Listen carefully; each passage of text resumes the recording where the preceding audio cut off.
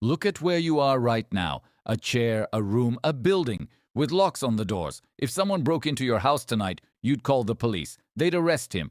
A judge would send him to prison. The whole system would kick in automatically, like it's always existed, like it's the only way humans ever figured out how to handle someone who breaks the rules. But here's what nobody tells you in school. For 99% of human history, there were no prisons. Not a single one. No cells, no guards, no sentences measured in years. The cage, as a punishment, is a modern invention. It's younger than the United States Constitution. And the people who invented it didn't do it because it was better.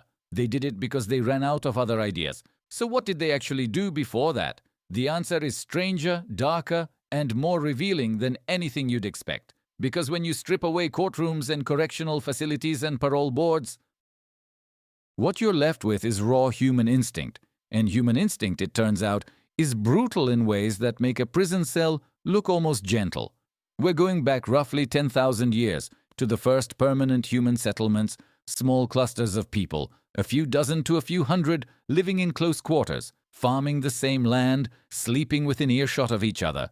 There were no strangers. Everyone knew your name, your family, what you did last Tuesday. In a world like that, crime wasn't just a legal problem, it was a social rupture, and the punishments that evolved to deal with it were built around one core principle that modern justice has almost completely abandoned.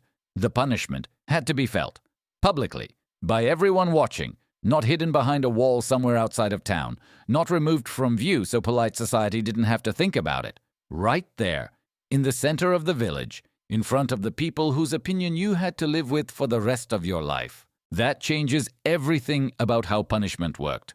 And why? Because what ancient humans understood, without neuroscience or criminology or centuries of prison data, is something we're only now beginning to measure in laboratories. Pain fades, shame doesn't. And the most powerful force holding a community together was never a lock on a door. It was the eyes of the people who knew you. What they did with that knowledge is where things get uncomfortable. Before the first prison was ever built, before the first cell door was ever bolted shut, human beings had already spent thousands of years solving the same problem with the tools they had available. Their own hands, and everyone else watching. The body was the punishment. That was the logic, and it was brutally efficient. You didn't need infrastructure. You didn't need a budget. You didn't need a bureaucracy of guards and wardens and parole officers. You needed a post in the ground, a length of rope, and a crowd. Justice was over in an hour. And everyone in that crowd went home having learned something they wouldn't forget. The oldest written legal code we have found is the Code of Hammurabi, carved into a stone pillar in ancient Babylon around 1754 BC. Historians treat it as a landmark of civilization. And it is. But read the actual punishments, and you realize how different that civilization looked from ours. A builder constructs a house that collapses and kills the owner. The builder is put to death. A man strikes his father. His hand is cut off. A woman who neglects her household and humiliates her husband, she could be drowned. The punishments were physical, immediate, and precisely matched to the crime in a way that felt intuitively correct to the people living under them. This wasn't savagery. It was engineering. Small ancient communities couldn't afford to remove a person from productive life for years at a time. Every adult body was needed, farming, building, hunting, raising children. A man sitting in a cell for 3 years was a man who wasn't plowing a field or defending a wall.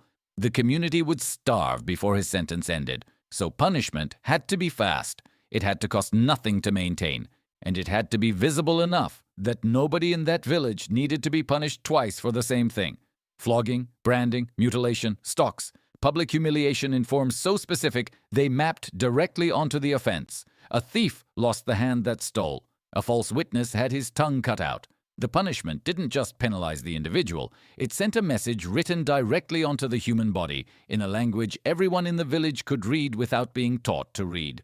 And here is the part that modern sensibility refuses to sit with. It worked. Recidivism in small ancient communities was not the crisis it is today. When everyone knows who you are and what was done to you and why, the social cost of reoffending is almost unimaginable. But there was one punishment no one ever asked for twice, one that made grown men beg, one that left no mark on the body at all.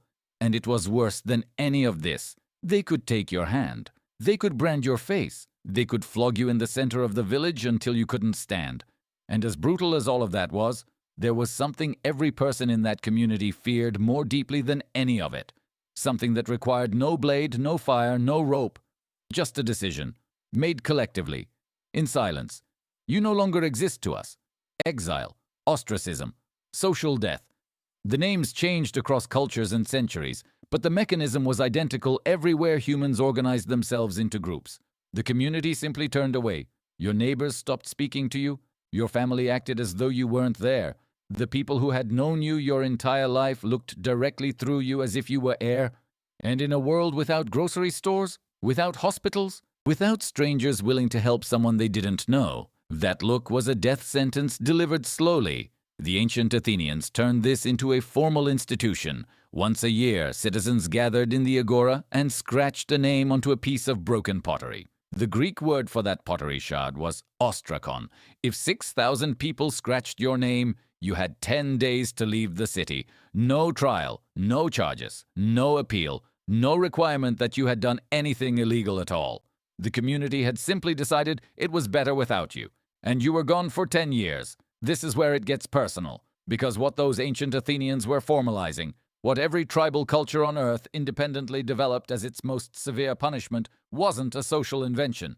It was biology. In 2003, neuroscientist Naomi Eisenberger at UCLA ran a brain imaging study where participants were excluded from a simple online game by strangers they had never met and would never meet again.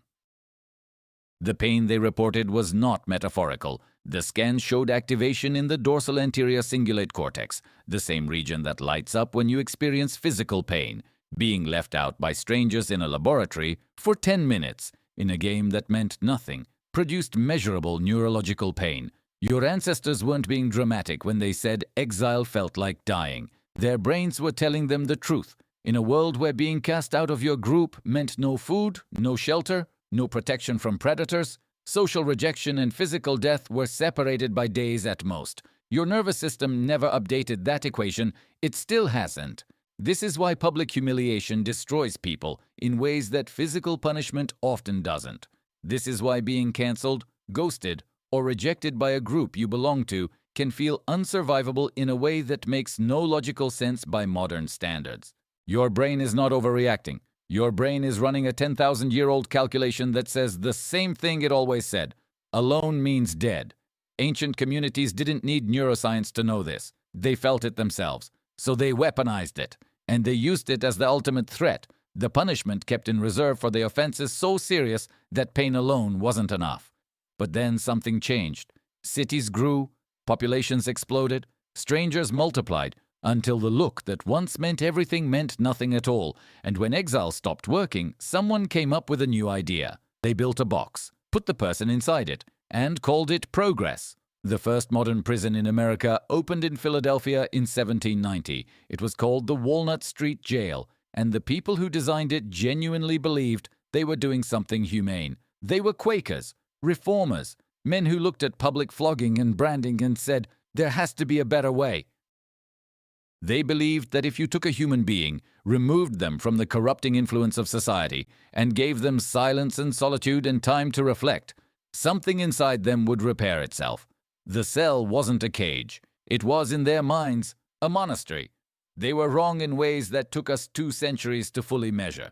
Within decades, reports were coming out of these early penitentiaries describing inmates who had gone quietly insane, men who had arrived functional and left broken, who sat in corners and talked to walls and couldn't re-enter the world they'd been removed from.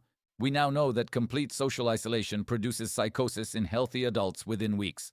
The Quakers weren't being cruel, they were being naive. But the institution they built outlasted their naivety by hundreds of years and is still standing.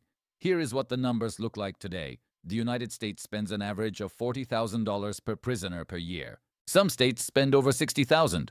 There are 2 million people currently incarcerated in America, and the recidivism rate, the percentage of people who are released and then return to prison within 3 years, sits at around 43%. Nearly half. After all that time, after all that money, after everything the system puts a human being through, go back to ancient Babylon. A thief lost his hand in an hour. The punishment cost nothing. The community witnessed it and moved on. Was it just? By our standards, no. Was it more effective at deterrence than a 2-year prison sentence that costs $80,000 and leaves the person unemployable and socially isolated on the other side?